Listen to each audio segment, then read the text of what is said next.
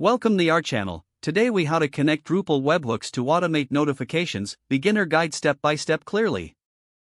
Start by logging into your Drupal admin dashboard. Navigate to the configuration section in the main menu. Look for the web services category. Select webhook from the list of options. Click on the Add Webhook button. Enter a descriptive name for your webhook in the designated field. Choose the event that will trigger the webhook from the drop-down menu. Scroll down to the webhook URL section.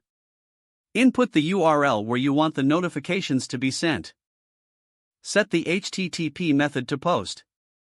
Configure any additional settings like headers if required. If your webhook requires authentication, input the necessary credentials. Save your settings to create the webhook. Next, test the webhook by simulating the selected event. Use a tool like Postman to send a test request to your webhook URL. Monitor the response to ensure everything is functioning correctly.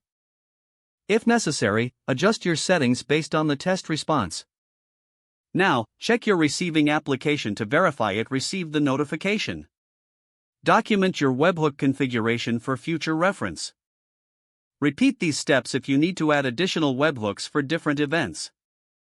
You have successfully connected Drupal webhooks to automate notifications.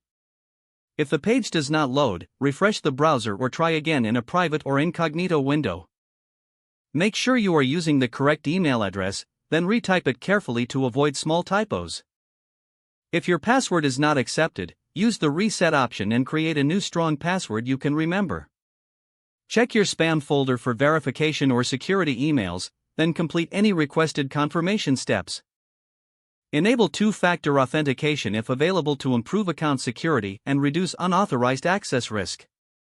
After signing in, review your profile details so your contact information and settings are accurate and current. If you see an error message, note it down and try again after restarting your device and internet connection. Don't forget to like this video and subscribe to our channel for more step-by-step tech guides.